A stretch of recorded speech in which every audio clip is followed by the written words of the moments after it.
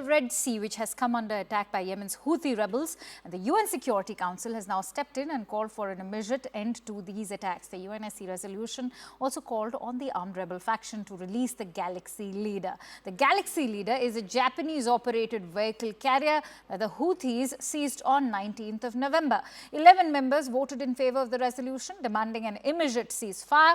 China and Russia have abstained from this vote, but no country voted against the resolution. The key provision of the resolution is the right for UN member states to defend their vessels from the attack. The attacks by Houthi rebels along the trade route have led to firms pausing shipments, which could lead to a possible shock in the entire world economy. I bring you a report. The UN Security Council on Wednesday demanded Yemen's Houthis immediately end attacks on ships in the Red Sea. That came via a Security Council resolution, which also called on the Houthis to release the Galaxy Leader. It's a Japanese-operated ship linked to an Israeli businessman that the group commandeered last November. The UNSC also demanded the vessel's 25-person crew be freed. 11 members of the council voted for the measure, while 4, including veto-wielding Russia and China, abstained. None voted against. Linda Thomas-Greenfield is the U.S. ambassador to the UN. The threat to navigational rights and freedoms in the Red Sea is a global challenge that necessitates a global response. Wednesday's measure includes an implicit endorsement of a U.S.-led task force called Operation Prosperity Guardian that has been defending commercial ships in the Red Sea and other areas from Houthi attacks. The attacks have disrupted maritime commerce and led some shipping lines to take longer routes to avoid the Red Sea, which could increase energy and food prices. The Houthis are an Iran-lined group that seized much of Yemen in a civil war and have vowed to attack ships linked to Israel or bound for Israeli ports to show support for Hamas Islamists battling an Israeli offensive in Gaza. However, many of the targeted ships have no links to Israel. A Houthi spokesman dismissed the UN resolution as a, quote, political game, and said the U.S. was the one violating international law.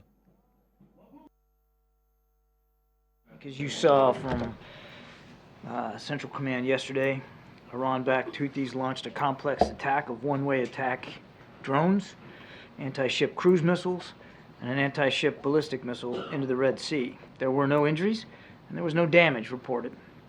But make no mistake, at the time, U.S. vessels, commercial and military, and dozens of other merchant vessels were transiting in the area of this attack. Had they been hit, innocent lives very well could have been lost.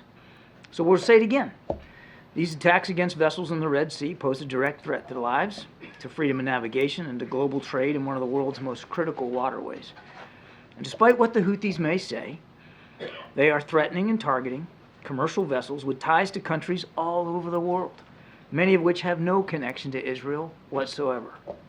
These attacks are unlawful, they're reckless, and they are escalatory. The Houthis have a choice to make. We've warned them. We put ships in the Red Sea. They've got a choice to make, and the right choice is to stop these attacks. And as I said again, I'll say it 3 times now, they'll bear the consequences for failure to do so. US and British naval forces shot down 21 drones and missiles fired by Yemen-backed Houthis on Tuesday. The projectiles were headed towards international shipping lanes in the southern Red Sea, the United States said. Britain's defence minister said it was the largest attack in the area by the militants to date, as the 3-month-long war between Israel and Hamas in Gaza spills over into other parts of the Middle East.